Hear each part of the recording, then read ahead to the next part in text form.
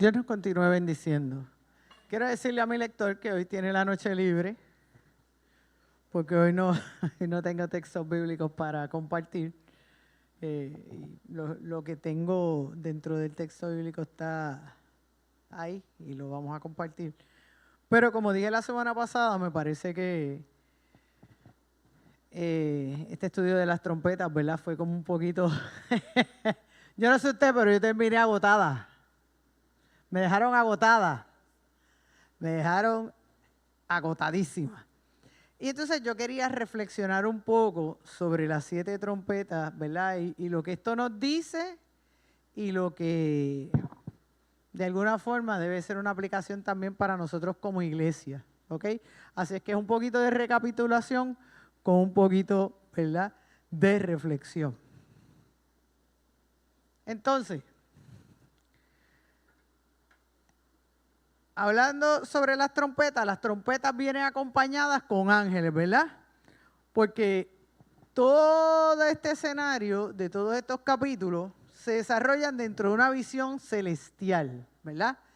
Aquí no estamos en ninguna ciudad como estuvimos en las 7 iglesias.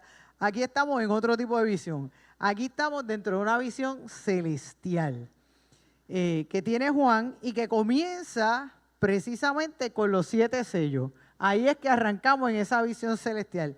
Y me atrevo a decir que va un poquito antes al estudio que nos dio el pastor Josué, que es cuando llevan a Juan al cielo y le dice, asómate, y lo voy a decir en puertorriqueño, ¿verdad? Por si algún hermano después que vea el estudio no es puertorriqueño, pues le dijeron a Juan, mira por esa rendijita. Eso quiere decir por un espacio pequeño, ¿verdad?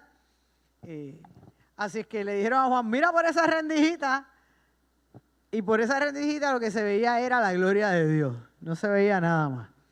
Aquí, a diferencia de las cartas, los ángeles no representan, ¿verdad?, los encargados de las iglesias ni los pastores. Por el contrario, los ángeles aquí sí se refiere a los ángeles de la corte celestial.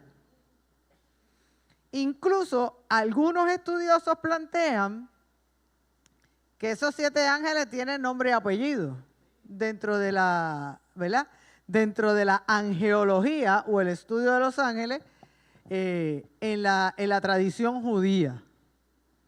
Y 2 muy conocidos, ¿verdad?, Miguel y Gabriel, se indican que eran uno de estos 7 que estaban allí.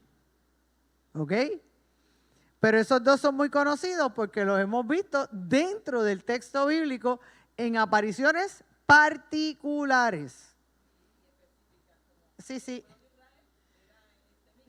Correcto. Y luego en el Evangelio vemos a Gabriel. Muy bien. Entonces, la oración, los gemidos y las peticiones del pueblo que vive en aflicción nunca pasan desapercibidas para Dios. Mire, hermano, nuestras oraciones, nuestros gemidos, cuando usted y yo nos tiramos de rodillas, cuando usted y yo depositamos delante del Señor todas las lágrimas que tengamos hasta que se nos acaben. Y hasta los días donde no podemos ni hablar, que no nos sale nada, que lo único que nos sale es llanto. Todo eso, y a veces ni eso sale. Y es solo el Espíritu el que intercede, como bien dicen las hermanas. Ahí tenemos que tener la certeza de que Dios nos está escuchando. Esa es una de las cosas que esta sesión, cuando comenzó, nos deja saber. Porque allí en aquel incienso se recogieron todas las oraciones de los santos.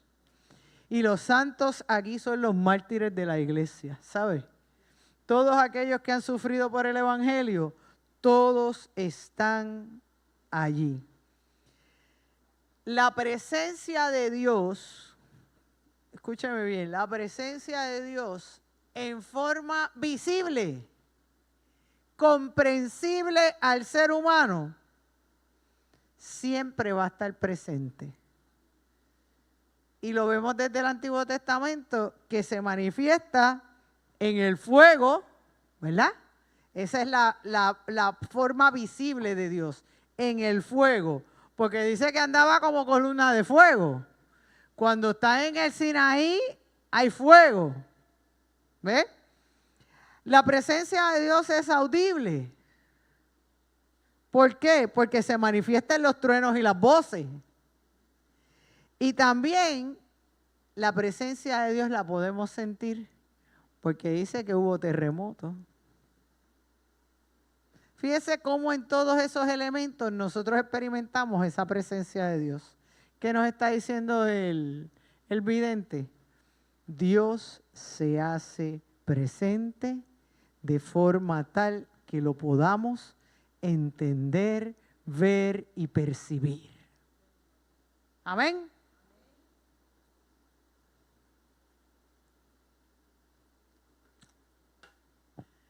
El juicio y la ira de Dios no es un cuento. El juicio y la ira de Dios son tan reales como toda la Escritura. Los profetas nos advierten en muchas instancias sobre la ira y sobre todo el Antiguo Testamento lo describe como el día terrible del Señor. Y ese día terrible del Señor lo vemos cómo se va manifestando a través de lo que estamos viendo en el Apocalipsis. Todavía no hemos llegado ahí, pero el día terrible o el día temible del Señor, aquí vemos una clara alusión al juicio de Dios sobre la humanidad. Eso es lo que implica el día terrible del Señor, el día del juicio. ¿Y sabe algo? A diferencia de los juicios terrenales, ese día no habrá posposición de juicio. Es el día que está escrito y se acabó. No lo van a posponer por nada ni por nadie. Eso ya está decidido. Las trompetas, por otro lado, anuncian la intervención de Dios en medio de la historia y luego del anuncio de las trompetas, entonces vienen los efectos. Esto es causa y efecto. La trompeta avisa y luego vamos a ver qué es lo que pasa. ¿Ok? Así que la trompeta nos debe tener siempre a la expectativa de lo que Dios va a hacer. Fíjese que en las primeras 4 trompetas vemos un juicio parcial de Dios. Dios no se tiró ahí completo de pecho. Eso fue un juicio parcial. Volvemos a hablar, ¿verdad?, de esto, y lo discutimos muchas veces y yo me reafirmo en lo que planteo. Y es parte de lo que vamos leyendo porque vemos que después sigue esto encreciendo. Hay un juicio parcial sobre todo lo que Dios ha creado. Y es una tercera parte en esas primeras 4 trompetas, una tercera parte, una tercera parte, una tercera parte, una tercera parte. Y a mí me parece que ese elemento nos recuerda que la misericordia de Dios y la oportunidad de arrepentirnos siempre está presente en medio del juicio de Dios. Aun cuando el juicio viene, todavía hay un espacio para el arrepentimiento y hay un espacio para la misericordia de Dios. Porque Dios no se mueve como nosotros. Dios se mueve en su misericordia y en su amor. Si no, no estaríamos aquí, ¿sabe? Si no, no estaríamos aquí. Entonces, vamos a hablar un poquito de las primeras 4. Ahí. Fíjese que si nosotros no fuéramos al Génesis, Dios va creando en orden. Primero el día y la noche, después va creando, poco a poco va creando todo. Y lo último que hay en la creación, ¿qué es? El ser humano. La naturaleza fue creada previo a la creación del hombre. Y en ese mismo espíritu vemos la manifestación también del juicio. Se va dando primero en la naturaleza y luego se da en los seres humanos. La tierra, el mar y el agua son elementos que son inherentes en la vida humana, porque de alguna forma son elementos que aportan a la vida. Si usted no toma agua, se deshidrata y se cae, ¿verdad? Si usted no come, pues también, y el mar nos provee alimento. Si usted no descansa, no toma sombra, la tierra también nos provee alimento, pero nos provee otras cosas. Así que estos son elementos importantes dentro de la vida humana. Y Dios nos está diciendo, voy a empezar por ahí. Voy a empezar por ahí para que vayan recapacitando. Eso es así. Eso es así. Siempre hay oportunidad de arrepentimiento. Lo que dije ahorita, siempre la misericordia y la oportunidad de arrepentirnos está ahí. Por otro lado, el sol, la luna y las estrellas brindan luz y brindan dirección. ¿Cómo llegaron los magos de Oriente hasta donde Jesús? ¿Cómo llegaron? Siguiendo la estrella que los guiaba. Eso no es un invento, eso es bíblico, eso está ahí. Pero en la antigüedad ese era el GPS. Ahora usted va para un sitio y usted pone para dónde va. Y lo bota. Y lo bota. Eso puede pasar.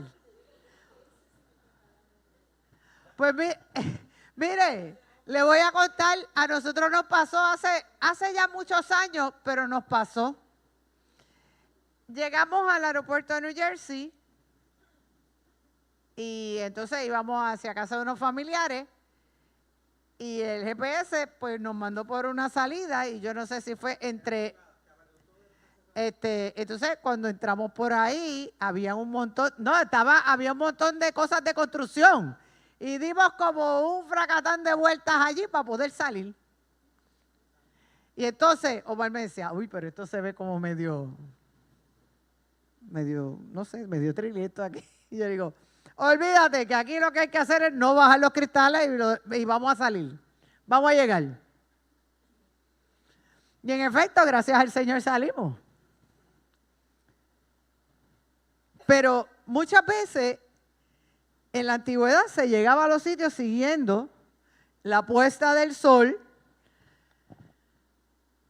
y la salida y la puesta del sol que nos da la dirección del oriente y el occidente, ¿verdad?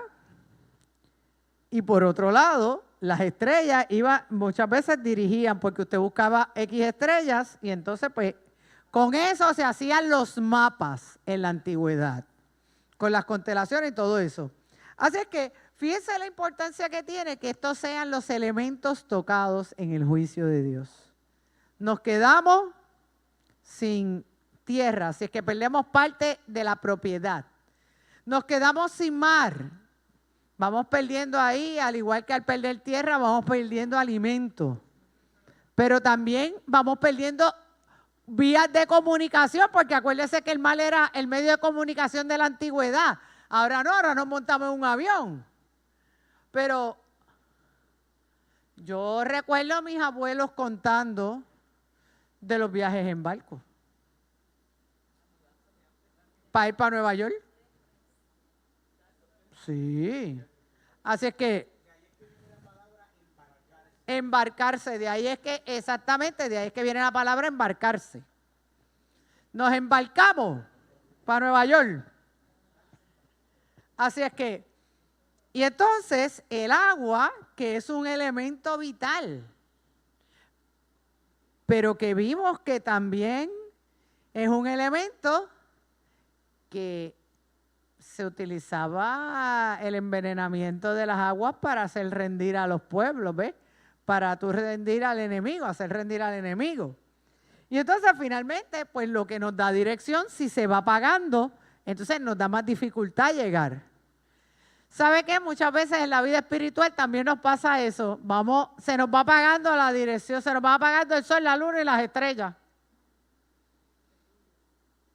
Porque a veces estamos tan ajorados, a veces estamos tan cansados, a veces tenemos tantas otras cosas que no nos da tiempo de leer la Escritura, que no nos da tiempo de orar, que simple y sencillamente nuestra relación con el Señor se va, mire, apagando. Luis.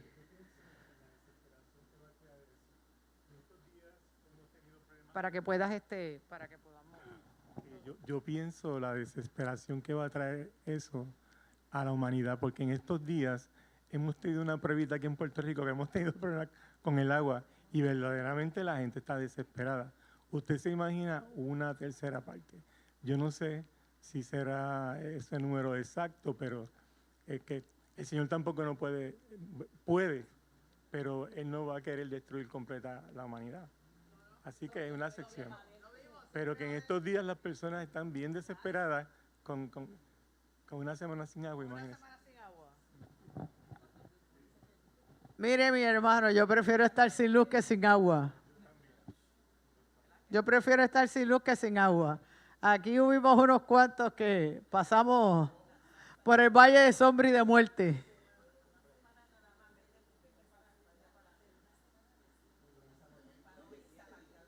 Una semana, 7 días exactitos. No, pues yo le voy a decir, a nosotros nos llegó un día y al otro día se fue. Ajá. Ajá. Y después regresó. Para que usted vea. Bueno, y entonces, finalmente, para entonces entrar a reflexionar un poquito más, las trompetas siempre vienen acompañadas de plagas. Y las plagas son esa manifestación del juicio, esa manifestación visible del juicio de Dios. Porque según decimos que la presencia de Dios es visible, es audible y es sensorial, pues de la misma forma el juicio de Dios es visible, es audible, porque vimos lo que pasó con las langostas, sonaban como ¿qué? Como un ejército, ¿verdad? Así que esto es, mire, haciendo ruido a todo lo que da. Bueno, voy a empezar a reflexionar un poquito, ya está bueno de ir para atrás. El salmista plantea, Salmo 24, en los primeros versículos, el salmista plantea que de Jehová es la tierra y su plenitud y todo, no dice una cosa, todo lo que en ella habita. Y ese salmo es una clara alusión al Dios del Génesis, al Dios creador del Génesis, ¿verdad? Dios es el Señor de todo. Allí no había más nadie creando. Le voy a decir más. Y esto yo lo aprendí hace muchos años y es algo que se me quedó.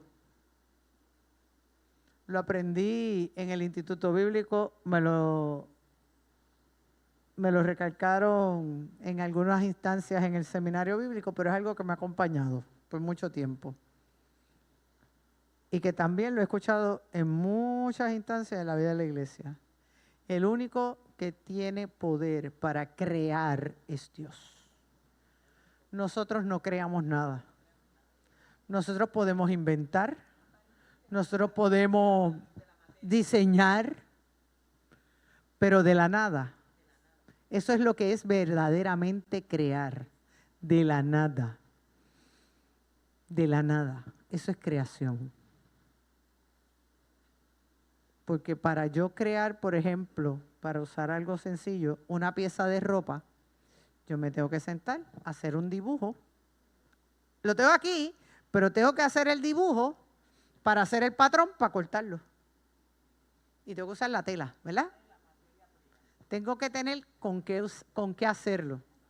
Dios no necesita nada de eso.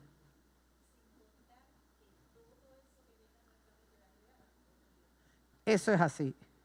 Eso es así. Así que quien tiene la capacidad creadora es Dios. Y en eso tenemos que estar bien claros. De la misma forma que Dios derrama juicio sobre todo lo creado, va quitándonos la provisión de espacios, de comida y de espacios vitales para los seres humanos. De la misma forma que nos los dio, que nos dijo, te doy para que te enseñorees sobre todo esto. Y mira, estoy bien, del final estoy mirando para atrás al principio, porque usted no puede leer el Apocalipsis sin leer a Génesis o sin entender a Génesis. Y usted no puede quedarse en el Génesis si no lee el Apocalipsis. Mi hermano, esto no funciona así. Aislados no podemos estar.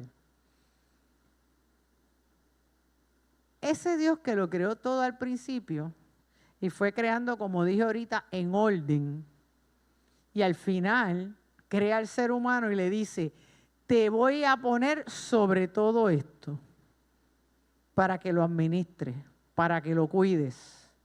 ¿Y qué pasó? Fuimos malos administradores y seguimos siendo malos administradores de lo que Dios ha puesto en nuestras manos. Y entonces, en ese ser malos administradores, pues entonces, en este momento en que viene la ira de Dios, Dios va a empezar a ir recogiendo esos espacios vitales. Pero fíjese que siendo consistente con su promesa, porque después del diluvio dijo, no voy a volver a destruir con agua. Y aquí no vemos al agua por ningún sitio. Al contrario, destruye una tercera parte de todo lo que tiene que ver con agua. Exactamente, lo que hace es secar en vez de derramar más agua. Y lo estamos viendo. ¿Se acuerdan la imagen que puse del río Tigris? Perdón, del Éufrates. Del Éufrates. ¿Cómo se ha ido secando? Pero no es el único. Googleé. La palabra del momento. Googleé sobre el Amazonas. Googleé sobre el Amazonas y usted va a ver que se está cerquita. Se lo tenemos cerquita. Googleese sobre cualquier río en los Estados Unidos y se va a dar cuenta. Bueno, aquí mismo en Puerto Rico, eso es así. Los cauces, ¿por qué cuando llueve copiosamente los ríos se expanden? Porque están buscando su cauce, el mismo que nosotros le hemos quitado. El que tenga oídos para oír, oiga. Fíjese que la tercera trompeta está identificada como una estrella llamada Ajenjo. Esa es la estrella que viene con llama y cae. Pero lo que trae es muerte y amargura. Y por primera vez en esa tercera trompeta vemos que la muerte nos toca. En todo este trayecto que hemos tenido en el Apocalipsis, ahí es que vemos por primera vez el asunto de la muerte. Porque en las cartas nos hablaba de la muerte, pero en términos espirituales. Aquí no, aquí estamos hablando de muerte en el concepto físico de muerte. Y el agua siempre ha sido identificada como un símbolo de vida. Fíjense que Jesús que dice, yo soy el agua que salta para vida. Y es vida eterna. Para el judío era importante el concepto del agua, porque había que lavarse, había que purificarse. El contar con el agua era un elemento que nos acerca a Dios, porque el agua me limpia de mis pecados, el agua me limpia de las impurezas, el agua me trae más cerca a Dios. Correcto, para presentarse delante de Dios. Y entonces, por otro lado, y eso lo discutimos en los estudios, el ajenjo es algo amargo, ¿verdad? Que produce amargura y envenenamiento y que era utilizado en las campañas militares para hacer rendir al enemigo, ¿verdad? Tú estabas encerrado en la ciudad, todo fortificado, pues yo me iba allá donde salía el río, desde allá te lo amalgama y entonces cuando llegaron de ti, te ibas a rendir porque no ibas a poder, ¿ok? Entonces, ¿qué pasa? Muchas veces, y yo quiero que usted piense un poquito en esto que yo voy a decir ahora, muchas veces nosotros dejamos que nuestra vida sea amargada, que nuestra vida sea envenenada.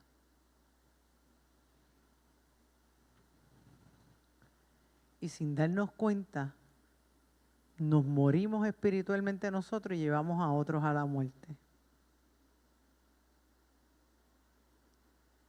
Cuando nosotros permitimos que el coraje que yo pueda tener con una persona me siga envenenando el alma. Y esto pasa muchas veces en los divorcios. Y uso ese ejemplo, ¿verdad? Porque es el más fácil para nosotros tal vez visualizarlo. Cuando hay un divorcio, una ruptura, pues yo me voy por mi lado, tú te vas por el tuyo, pero entonces yo me envenené el alma porque tú me dejaste. Pero entonces yo le enveneno el alma a mis hijos. Y eso pasa mucho. Más de lo que usted y yo podemos imaginar. Y entonces por ahí sigue la cosa. Pues no vamos a ir más a la iglesia porque tu mamá va a la iglesia. Le dice el papá, pues yo no vuelvo a la iglesia porque tu mamá va a la iglesia y yo no quiero saber de la iglesia. Y todo lo paga Dios. Entonces, o viceversa. No vamos para la iglesia porque tu papá está en esa iglesia y yo no voy a ir más a esa iglesia. Mira, y que diácono, después de todo lo que me hizo.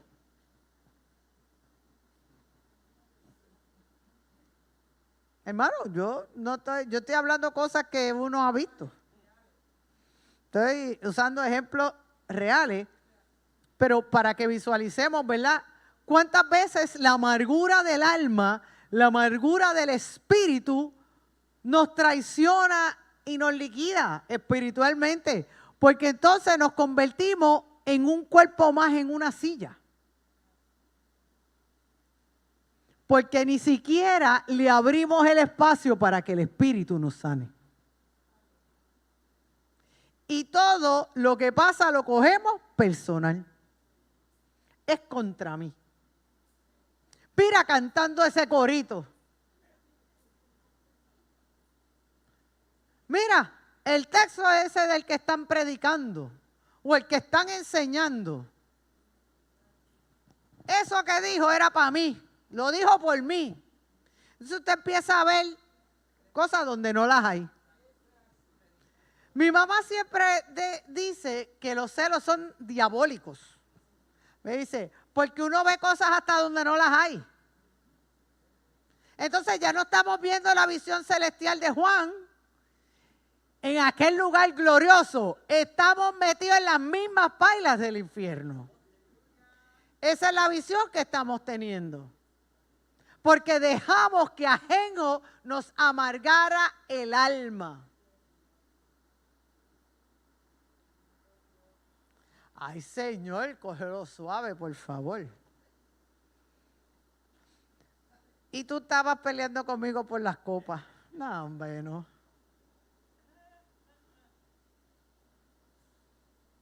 Bueno, toda la creación sufre. Así como Dios nos creó y lo creó todo y vio, dice el texto bíblico que Dios vio que era bueno. Ahora, sobre todo lo que era bueno, cae juicio de parte de Dios.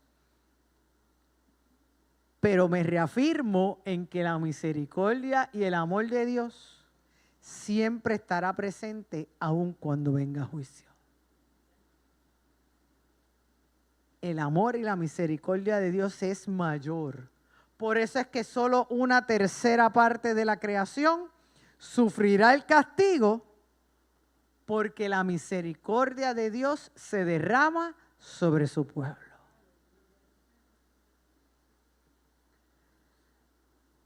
Y los tiempos de angustia, hermano, mire, siempre van a estar. Siempre va a haber tiempos de angustia. Eso es lo que nos anuncian la quinta y la sexta trompeta. Tortura, angustia, depresión, muerte. Las plagas de Egipto siguen, mire, cobrando vida. No podemos perder de vista a quien les habla Juan. Esto es lo que era conocido en ese tiempo. Porque si usted y yo nos vamos para atrás al libro de Josué, ¿qué dice? Que se había regado por toda el área como Dios había sacado a aquel pueblo. Los hechos portentosos del Dios de Israel. Y los hechos portentosos del Dios de Israel es eso, las plagas. Así fue que Dios los sacó de Egipto, con las 10 plagas. Así es que por ende, esto tiene un lugar especial. En el ámbito espiritual, necesitamos fortalecernos para que cuando llegue la angustia, la tribulación y el tiempo malo, entonces nosotros podamos sobrevivir y caminar con esperanza, aun cuando veamos a otros que caen en la plaga. La paga del pecado siempre va a ser muerte.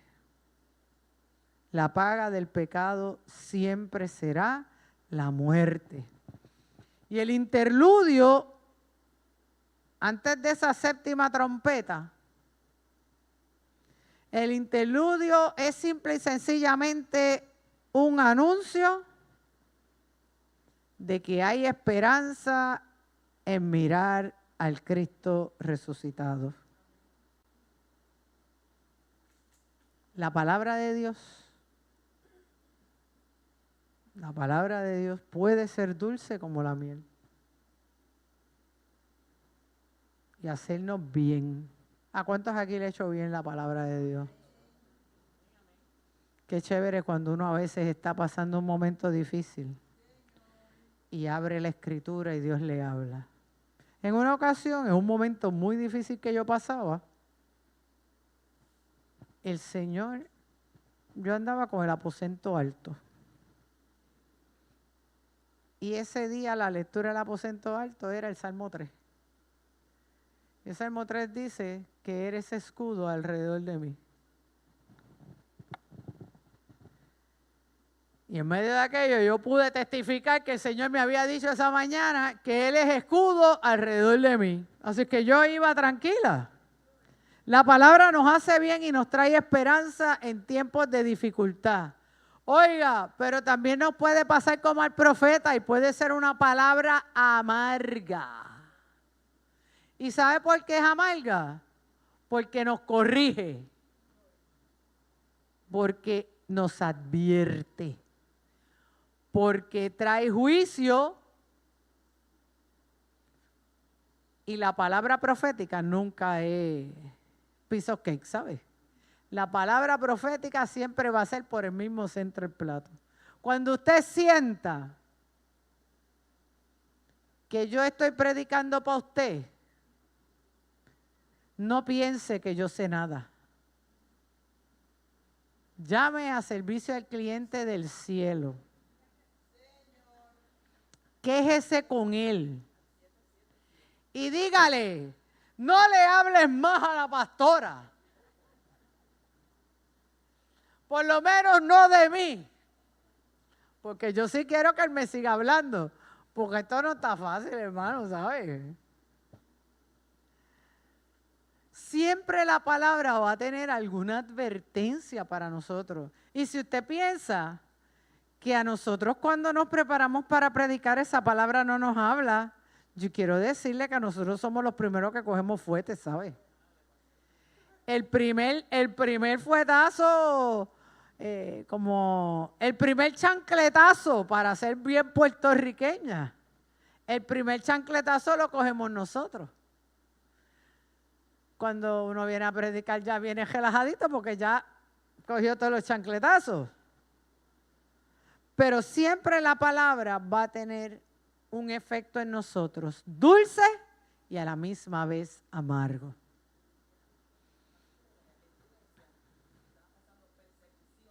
Claro. Claro. Claro, iba a ser amargo, porque iba gente que, exactamente. Y no solo eso, sino que también es amargo porque tú le estás advirtiendo a una gente, si tú no te arrepientes, si tú no cambias tus caminos, esto es lo que viene. O sea, está dando una palabra fuerte, o sea, no hay forma. Pero yo me reafirmo en que esta sección, después de haberla releído y haber vuelto sobre ella para hacer esta recapitulación y reflexión hoy, yo me reafirmo en que es un tiempo de esperanza. A pesar de juicio, a pesar de todo, la séptima trompeta es una trompeta de esperanza. Y pensaba en ese himno que a todos nos encanta, ¿verdad? Y que tiene dos versiones, ¿verdad? Porque lo cantamos cuando